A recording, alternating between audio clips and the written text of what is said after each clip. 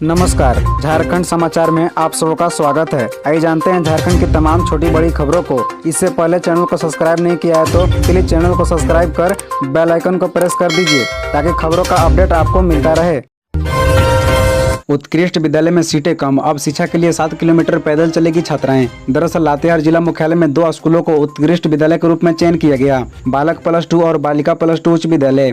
दोनों जगहों में पहले हजारों की संख्या में छात्र छात्राएं नामांकन लेते थे। इस बार उत्कृष्ट विद्यालय घोषित किया गया तो दोनों जगहों में सीमित संख्या में नामांकन होगा। दोनों जगहों में मात्र 480 सीटें ही है, जबकि उत्तीर्ण छात्रों की संख्या 2117 है। ऐसे में शेष बचे 1637 छात्रों को अपनी आगे की पढ़ाई के गाँव के किए गए अपग्रेड स्कूलों का रुख करना पड़ेगा। बता दें कि जिला मुख्यालय की छात्राएं ग्रामीण इलाकों के +2 उच्च विद्यालय में इंटर की पढ़ाई करेगी, जिसमें सबसे अधिक परेशानी छात्राओं को है। बता दें कि जिले की छात्राओं को इंटर 11वीं के नामांकन हुआ पढ़ाई के लिए अब 5 से 7 किलोमीटर की दूरी तय करनी होगी। इन स्कूलों को अपग्रेड करने के बाद क्या सुविधाएं मिलेगी, यह साफ नहीं है। स्कूली शिक्षा व साक्षरता विभाग ने जिला मुख्यालय के छात्र छात्राओं को 11वीं में नामांकन के लिए ग्रामीण इलाकों के 3 विद्यालयों को अपग्रेड किया है। राज्यपाल सीपी राधाकृष्णन ने कहा, नाबार्ड को रोजगार व कौशल विकास पर भी ध्यान देने की जरूरत है। दरअसल नाबार्ड द्वारा स्वयं सहायता समूहों की मदद करने और ग्रामीण क्षेत्रों की महिलाओं के बीच उद्यमता को बढ़ावा देने से न केवल आजीविका का सुधार हुआ है बल्कि सामाजिक परिवर्तन भी हुआ है। ये बात राज्यपाल सीपी राधाकृष्णन ने कही। वे बुधवार को नाबार्ड के 42वें स्थापना दिवस पर आड्रे हाउस में आयोजित कार्यक्रम को संबोधित कर रहे थे। राज्यपाल ने कहा कि पिछले दिनों राज्य के सभी 24 जिलों में भ्रमण करने के दौरान उन्होंने ग्रामीणों से बात की। स्वयं सहायता समूहों की महिलाओं ने उन्हें बताया कि स्वयं सहायता समूह से जुड़ने के बाद उनकी आर्थिक और सामाजिक स्थिति में सुधार हुआ है। इसलिए नाबार्ड को ऐसी महिलाओं की सहायता के लिए और अधिक सक्रिय और समर्पित रहने की जरूरत है।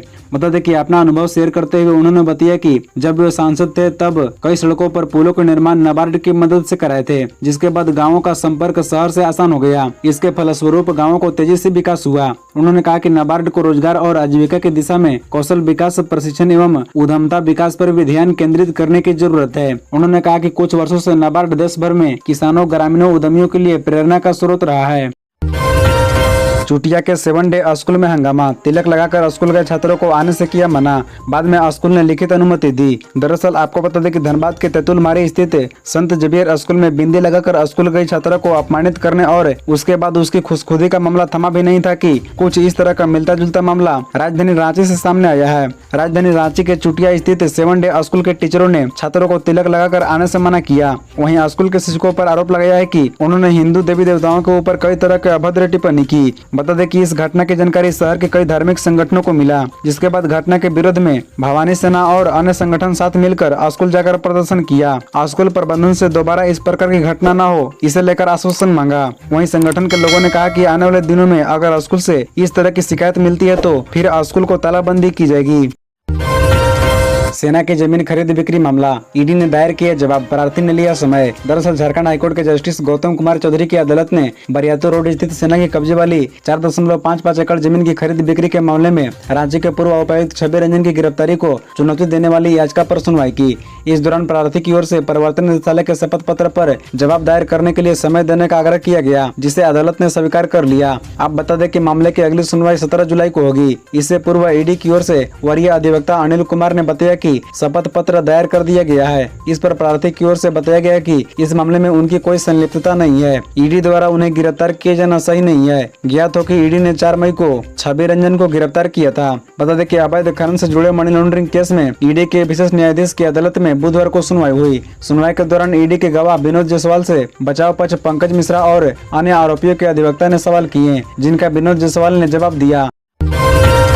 सरावनी मेला ड्यूटी में आए रांची के पुलिस जवान की हुई मौत, पुलिस लाइन में जवान को दी गई सलामी। बता दें कि सरावनी मेला 2023 की ड्यूटी में देवघर आए रांची जिला बल के 55 वर्षीय एक जवान की मौत हृदय गति रुक जाने से हो गई। मृत जवान का नाम जूलियस कुजूर गुमला जिले के रायडी थाना क्षेत्र के तुरीडी गाँव का रहने वाला था। पुलिस को दिए गए बयान में Jharkhand police men's association Ranchi के संयुक्त मंत्री दिलीप कुमार ने कहा कि मृतक वर्ष 2009 में आरक्षी के पद पर रांची जिला बल में बहाल हुआ था।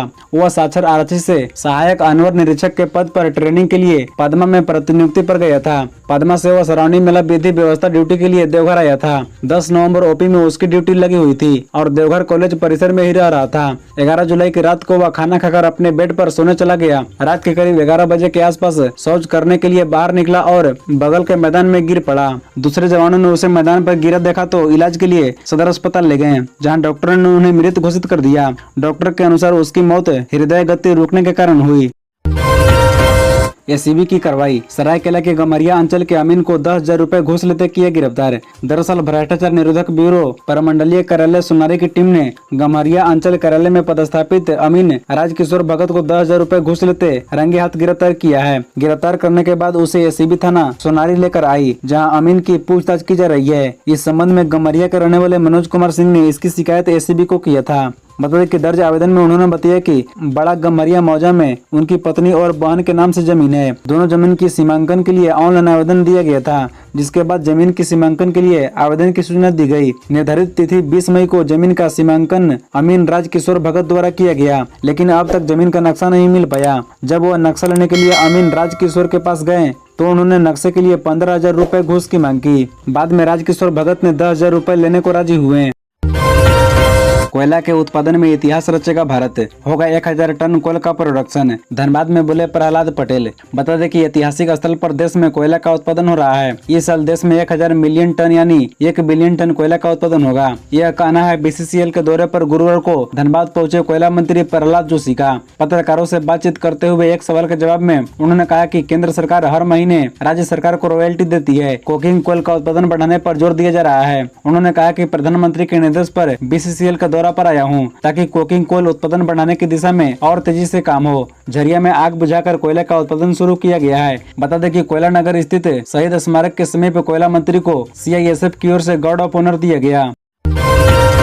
1932 हमारा मुद्दा था और रहेगा, हमारे नहीं, लंबी छलांग के लिए थोड़ा पीछे आए हैं हेमंत सोरेन। दरअसल आपको बता दें कि झारखंड के मुख्यमंत्री हेमंत सोरेन ने कहा कि 1932 हमारा मुद्दा था और आगे भी रहेगा, हमारे नहीं है बल्कि लंबी छलांग के लिए थोड़ा पीछे आए हैं। राज्य में तेज गति से नियुक्ति प्रक्रिया चल रही है। राज्य हित व जनहित में सरकार कार्य योजना बना रही है, लेकिन विरोधी को यह रास नहीं आ रहा है। वे लोग कोर्ट कचहरी झूठ फेरब और साजिश से बाज नहीं आ रहे हैं। बता दें कि मुख्यमंत्री ने गुरुवार को बोकारो जिला अंतर्गत नावाडीह स्थित विनोद बिहारी स्टेडियम में आयोजित सभा को संबोधित करते हुए ये बातें कही। इस मौके पर उन्होंने मॉडल डिग्री महाविद्यालय सहित 170 करोड़ की योजनाओं का उद्घाटन एवं शिलान्यास किया। साथ ही 56.36 करोड़ रुपए की परिसंपत्तियों का वितरण किया। मुख्यमंत्री ने कहा कि गांव में सरकार 100 यूनिट बिजली मुफ्त दे रही है। पिछले साल भी इस राज्य ने सुखाड़ का दंश झेला था, इस बार भी चिंता का विषय है। इसको लेकर सरकार चिंतित है। उन्होंने कहा कि डैम जलाशयों का पानी खेतों तक पहुंचाने की कार्य योजना बनाई जा रही है।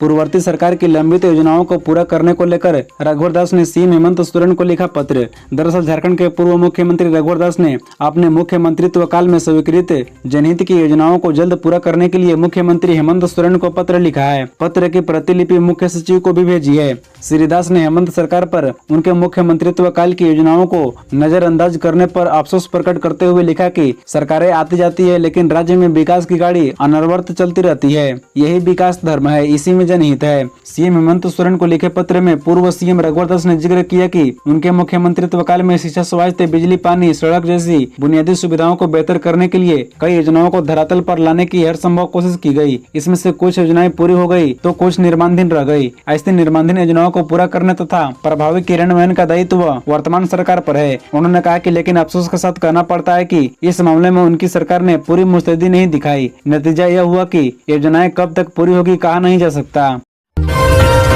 गुमला में नकली और एक्सपायरी धान बीज व कीटनाशक की बिक्री। कृषि विभाग की छापेमारी में हुआ खुलासा। दरअसल खरीफ फसल की खेती के मौसम में गुमला में नकली और एक्सपायरी धान बीज एवं कीटनाशक की बिक्री मामले में कृषि विभाग ने गुरुवार को कृषि क्रांति गुमला में छापा मारा। छापेमारी के दौरान कृषि क्रांति से कई कंपनियों के एक्सपायरी धान बीज व कीटनाशक बरामद किया गया। बता दें कि सदर प्रखंड अंतर्गत बिरिंधा व सिलाफारी गाँव के किसानों ने अपने खेतों के लिए कृषि क्रांति से धान बीज की खरीदारी की थी। खरीदारी के बाद किसानों ने बिचड़ा तैयार करने के लिए अपने खेतों में धान बीज को बोया, लेकिन उस बीज से अंकुरण नहीं हुआ। किसानों ने इसकी शिकायत कृषि कार्यालय में की। किसानों द्वारा किए गए शिकायत के आलोक में कृषि विभाग ने टीम बनाकर कृषि क्रांति में छापा मारा। रांची की कंपनी HEC में बने लॉन्च पैड और क्रेन की मदद से होगी चंद्रयान 3 की लॉन्चिंग। दरअसल चंद्रयान 3 के प्रक्षेपण और उसकी सफलता को सभी का इंतजार है। चंद्रयान 3 के प्रक्षेपण की उल्टी गिनती शुरू हो चुकी है। शुक्रवार 14 जुलाई 2023 को दोपहर 2:35 पर इसका प्रक्षेपण होगा। इसके लिए कई कंपनियों ने विभिन्न कल पुर्जों और उपकरणों की आपूर्ति की है। किसी भी सैटेलाइट के लॉन्चिंग के लिए जरूरी लॉन्च पैड और सैटेलाइट को संभालने वाला क्रेन का निर्माण झारखंड की राजधानी रांची स्थित हेवी इंजीनियरिंग कॉर्पोरेशन में हुआ है। बता दें कि भारतीय अंतरिक्ष अनुसंधान गठन के लिए HEC ने इसे बनाया था। बता दें कि सैटेलाइट को एक जगह से दूसरी जगह ले जाने में भी इसका इस्तेमाल होता है। इसे मोबाइल लॉन्चिंग पैड कहते हैं। Mother of all industries HEC में दूसरा मोबाइल लॉन्चिंग पैड भी तैयार हो रहा है। HEC के अलावा लार्सन एंड टूर्जो ने भी कई पुर्जों की आपूर्ति की है। खबरों से जुड़े रहने के लिए चैनल को सब्सक्राइब, वीडियो को लाइक एवं एक दूसरे से शेयर जरूर करें। धन्यवाद।